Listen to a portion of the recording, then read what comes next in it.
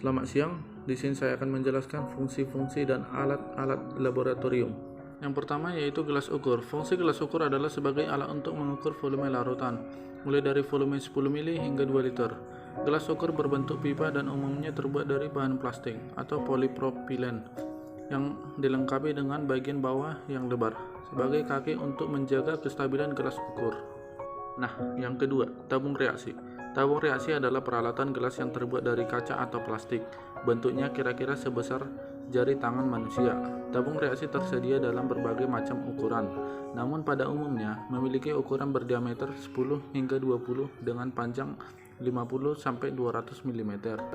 Fungsi tabung reaksi adalah untuk mencampur, menampung, dan memanaskan bahan-bahan kimia cair atau padat, utamanya untuk uji kualitatif. Yang ketiga, labu ukur. Labu ukur atau labu takar adalah alat kimia yang digunakan untuk mengecerkan larutan hingga mencapai volume tertentu. Alat yang terbuat dari kaca terbentuk labu ini juga bisa digunakan untuk menyisakan larutan kimia analitik dengan konsentrasi dan jumlah yang berkalkulasi tinggi. Yang keempat, labu Erlenmeyer. Erlenmeyer adalah jenis labu laboratorium yang banyak digunakan. Alat berbentuk kerucut dengan leher silinder dan dasar yang datar ini diambil dari nama Emil Erlenmeyer, seorang kimiawan asal Jerman. Fungsi labu Erlenmeyer adalah untuk mencampur, mengukur, dan menyimpan cairan. Umumnya Erlenmeyer terbuat dari kaca boroksilikat sehingga tahan ketika dipanaskan. Ukuran labu Erlenmeyer bervariasi mulai dari 50 sampai 500 mili. Yang kelima yaitu gelas beaker atau gelas piala. Gelas yang sering disebut gelas piala dan gelas kimia ini adalah alat laboratorium yang berfungsi sebagai penampung. Alat berbentuk silinder dengan alas datar ini biasa digunakan untuk bahan kimia dengan sifat korosif yang terbuat dari PPTE. Dan untuk mencegah terjadinya kontaminasi atau hilangnya cairan, gelas ini biasa dipasangkan dengan gelas arloji sebagai penutup.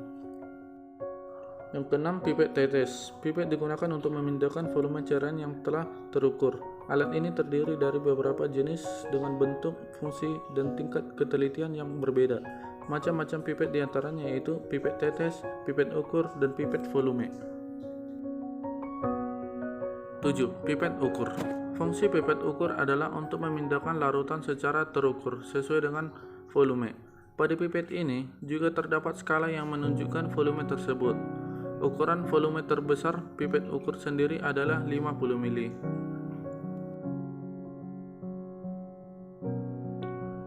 8. Pipet volume atau gondok. Pipet gondok atau pipet volume berbeda dengan pipet tetes. Pipet volume memiliki ukuran yang lebih besar sehingga mampu memindahkan cairan dari wadah ke wadah. Peralatan laboratorium ini merupakan alat ukur kuantitatif dengan tingkat ketelitian tinggi. 9. Kaki 3. Kaki 3 dalam alat laboratorium adalah besi yang mempunyai 3 kaki yang memiliki fungsi sebagai penyangga ring. Fungsi kaki 3 adalah sebagai penahan kawat kasa dan penyangga ketika proses pemanasan. Ke-10 yaitu rak tabung reaksi. Rak tabung reaksi adalah alat yang umumnya terbuat dari kayu yang mempunyai 12 lubang dengan 12 cangkungan di bawahnya untuk menyimpan tabung reaksi. Ukuran rak ini sekitar 20 x 10 cm. Pada bagian lainnya terdapat 6 batang kayu yang berfungsi sebagai tempat tabung reaksi dikeringkan. Secara ringkas, fungsi tabung reaksi adalah sebagai tempat penyimpanan tabung reaksi, mengeringkan dan menjaga tabung reaksi agar tidak berjamur. 11. Penjepit tabung reaksi. Penjepit tabung reaksi terbuat dari kayu dan digunakan untuk menjepit tabung reaksi di saat proses pemanasan, atau bisa juga digunakan untuk mengambil kertas saring dan benda-benda lab lain di saat kondisi alat tersebut panas. Yang ke-12 yaitu plak tetes. Fungsi plak tetes adalah sebagai penguji keasaman suatu larutan atau mereaksikan larutan. Plak tetes terbuat dari bahan porselen dan umumnya tersedia dalam jumlah 6 atau 12 dan 16 lubang tetes. 13. Mortal dan alloy atau pastel. mortar dan pestel atau dalam bahasa Indonesia dinamai lesung atau alu. Fungsi alat laboratorium ini adalah untuk menghancurkan atau menghaluskan suatu bahan atau zat yang masih bersifat padat atau kristal.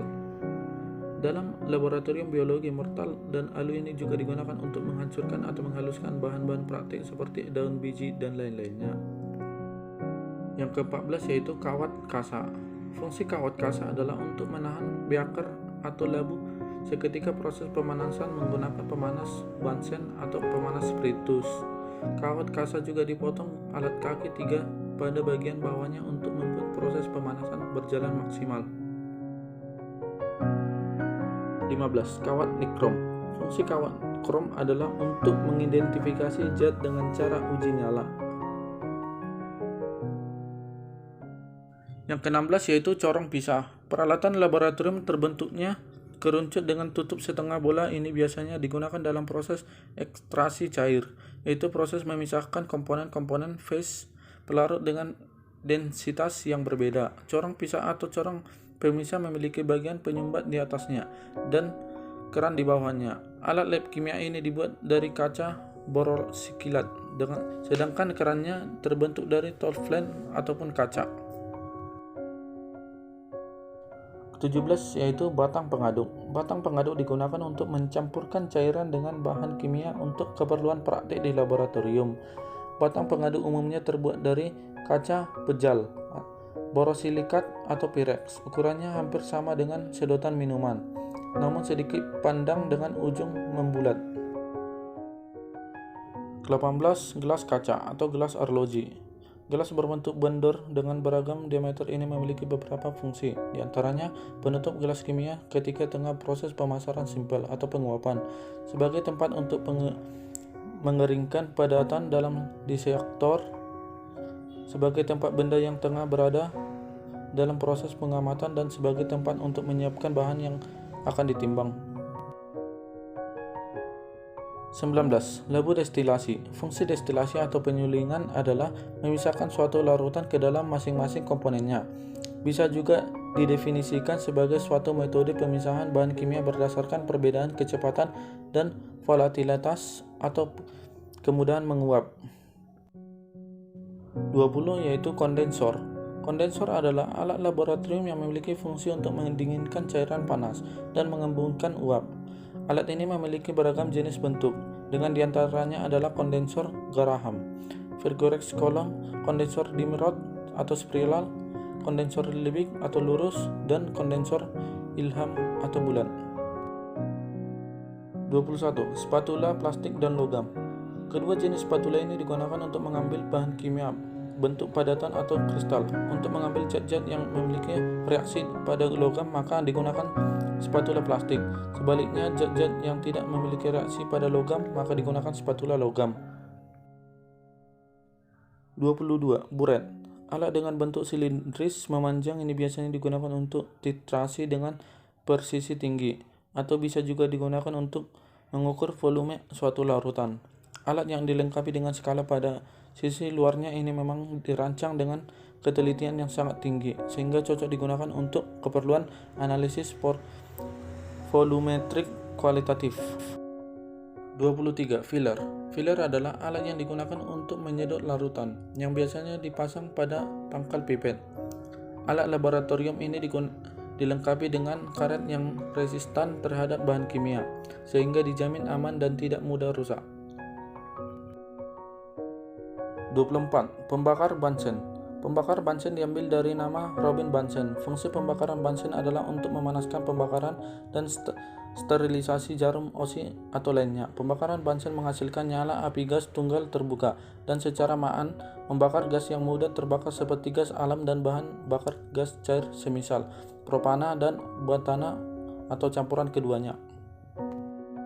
25. Pembakaran spiritus. Fungsi pembakaran spiritus adalah untuk memanasi larutan atau membakar zat proses percobaan kimia. 26. Desikator. Desikator adalah alat kimia yang berfungsi sebagai tempat untuk menyimpan sampel bebas air. Alat ini berbentuk layaknya panci dua susun dengan bagian penutup yang dilapisi vaselin, sehingga akan sulit dibuka dalam keadaan dingin. Yang terakhir adalah alat destilasi atau penyulingan di laboratorium lengkap.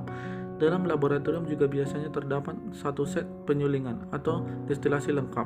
Seperti pada rangkaian gambar alat laboratorium di atas, beberapa dari alat-alat tersebut telah dijelaskan pada poin-poin sebelumnya. Destilasi sendiri